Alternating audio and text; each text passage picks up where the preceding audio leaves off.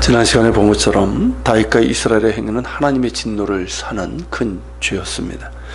그럼에도 다행히 다윗이 인구조사를 한 후에 양심의 큰 가책을 느끼게 됩니다. 자신의 행위가 하나님께서 기뻐하지 않으시는 교만이요 불신앙이라는 것을 깨달았기 때문입니다. 그렇게 다윗은 자신의 죄를 깨닫고 자신의 죄뿐만 아니죠. 이스라엘의 죄니까 그렇게 깨닫고 하나님께 회개하며 죄사함을 간구합니다. 이 점이 다윗의 위대함이라고 할 수 있습니다. 사울에게서 우리가 보았고 또 우리나라 역시 그러하듯이 자신의 잘못을 끝까지 부인하고 덮으려고 하는 지도자들이 많은 것을 보면 다윗의 즉각적인 죄의 인정과 회개는 지도자로서의 참으로 중요한 덕목이라 생각이 됩니다.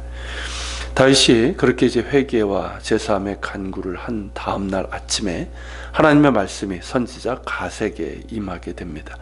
하나님의 진노가 세 가지 형태 중 하나의 심판으로 나타날 것인데 그 중에 하나를 선택하라는 겁니다.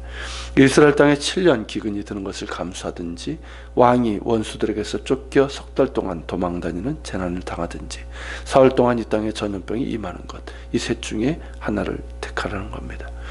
근데 이 세 가지 심판은 신명기 28장에 보면 이미 경고하신 겁니다. 그러니까 순종을 했을 때 주어지는 축복, 반대로 불순종과 악행을 행할 때 주어지는 저주와 혼란과 책망에 대한 심판이었습니다. 결국 다윗과 이스라엘의 자만과 불신과 불순종과 타락이 이러한 국가적인 재난의 심판을 야기하게 된 것이죠. 다윗은 가세에게 이르기를 내가 고통 중에 있도다 청하건대 여호와께서는 긍휼히 크시니 우리가 여호와의 손에 빠지고 내가 사람의 손에 빠지지 아니하기를 원하노라 라고 대답합니다. 셋 중에서 전염병 심판을 택한 이유는 뭐냐면 그것이 사람의 손에 벌을 받는 것이 아니라 하나님의 손에 받는 것이라고 생각했기 때문입니다. 그런 까닭에 어느 학자는 다윗이 전염병을 선택했다는 것은 그가 하나님을 가장 두려워하고 있으며 또한 그가 하나님을 가장 크게 신뢰하고 있음을 보여주는 것이다 라고 평가를 합니다. 이해가 되십니까? 맞는 말이라고 생각합니다. 하나님께 대하여 죄를 범했기 때문에 하나님의 손에 벌을 받기를 원했고 그러면서도 하나님의 용서와 긍휼을 구하고 있는, 여전히 하나님을 신뢰하고 있는 그의 모습이라는 것이죠. 하나님께서는 그 아침부터 정하신 때까지 전염병을 이스라엘 내려 단에서부터 브에르세바까지 백성의 죽은 자가 7만 명이 되었습니다. 심판의 천사가 예루살렘을 향하여 그 손을 들어서 멸하라고 하는 그때에 하나님께서는 마음을 돌이키셔서 재앙을 거두게 하셨습니다. 그때 심판의 천사가 서 있던 곳이 바로 여부스 사람 아리우나의 타작마당 곁이었습니다. 이 아라우나는 역대상에서는 오르난으로 나오죠. 이 오르난과 동일한 인물입니다. 그러니까 다윗이 백성을 치는 천사를 보고 하나님께 다시 자신의 죄를 고백하며 백성들을 용서하시고 자신과 자신의 가문을 치기를 원하십니다.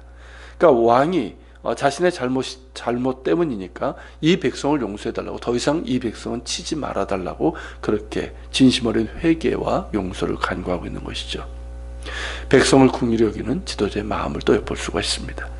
그때 선지자 갓이 다윗에게 올라가서 아라우나의 타작마당에서 하나님을 위하여 제단을 쌓을 것을 자문합니다. 지금의 재앙이 하나님을 불신하고 자만하면서 하나님의 부르심의 뜻을 따르지 않음으로 임한 것이기 때문에 제단을 쌓아서 속죄와 화목의 제사를 드리라는 겁니다.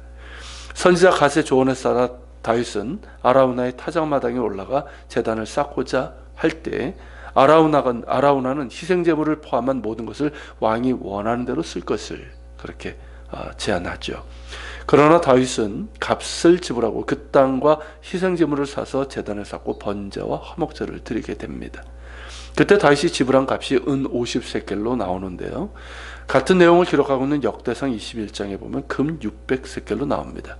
이런 차이는 왜 그런가 하면 사무엘 하에서는 다윗이 아라우나의 타작마당에서 제단을 쌓을 때 당장 필요했던 건 뭡니까? 희생제물과 번제로 쓸 그런 나무들이죠. 그 비용으로 50세겔을 먼저 지불한 것이고요. 은 50을. 그 후에 아라우나의 타작마당이 있는 장소, 즉 오늘날 성전산이라고 부르는 다윗성 바로 위에 있습니다. 그곳에 부르는 넓은 땅을 사게 되는데 금 600세겔을 지불한 것으로 볼 수가 있습니다. 다윗이 그렇게 한 까닭은 뭐냐면 속죄 제물은 값을 치러야 하기 때문입니다. 그러니까 이 속죄는 값을 치르는 게 맞잖아요. 그렇기 때문에 그저 받은 것으로는 하지 않고 내가 정당하게 값을 치러서 속죄 제물을 드리는 것이 옳거든요. 그렇게 한 것이고, 그리고 또한 그곳에 장차 무엇을 짓게 됩니까? 성전을 짓게 됩니다. 그래서 값을 지불했고 마침내 그의 아들 솔로몬 때에 성전이 지어지게 되는 것이죠. 이런 일련의 과정을 보면서 어떤 생각이 드십니까? 다윗과 이스라엘의 모습은 하나님의 진노를 살 만한 일이었고, 그 진노의 심판은 하나님의 자비 가운데 제한적으로 임했습니다. 즉 전염병으로 임하게 되었습니다. 그리고 그 진노의 심판은 예루살렘 아라우나의 타작마당에서 멈췄고, 그곳에서 다윗은 회개와 용서를 구했고 하나님께 제단을 쌓아 번제와 화목제를 드렸습니다. 즉 죄와 불순종으로 인한 심판이 회개와 용서로 바뀌었고, 준엄한 심판의 자리에서 주의 긍휼을 구하는 예배의 자리로 바뀐 것입니다. 죄인이 회개하고 그래서 하나님의 자비하심으로 용서와 은혜가 임하는 곳, 하나님의 긍휼을 구하며 예배 드리는 곳, 바로 그곳에 성전이 세워지게 된 것입니다. 성전은 그렇게 죄인이 하나님 앞에 나아가 회개와 용서를 구하고 하나님의 자비의 은총을 맛보는 은혜의 자리요, 예배의 자리인 것입니다. 바로 그런 성전이 세워질 자리가 엄중한 진노의 심판 가운데서 정해지게 된 겁니다. 어떻습니까, 여러분? 이 또한 놀라운 은혜 아닙니까? 죄가 있는 곳에 은혜가 있다는 말이 바로 여기에 해당이 되는 것이죠. 정확하게 말하면 그 죄를 진실되게 회개하는 그 자리에 하나님의 은혜가 임하는 것입니다. 그렇게 해서 향후 성전은 죄인이 회개함으로 하나님의 용서를 받는 곳이 되었고, 은혜와 자비를 베푸시는 하나님을 예배하는 자리가 되었습니다. 그리고 마침내 친히 성전이신 분이 오셨는데, 그분이 바로 예수 그리스도, 우리 주님이십니다.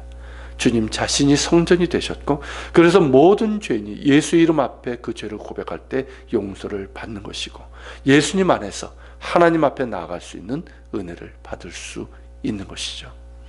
결국 그렇게 다윗이 아라우나의 타작마당에서 드렸던 회개의 속죄제와 화목제는 친히 속죄와 화목의 제물이며 성전이신 예수 그리스도의 은혜를 보여주고 있는 것입니다. 우리의 속죄와 화물의 제물이시며 성전이신 예수님을 찬양합니다.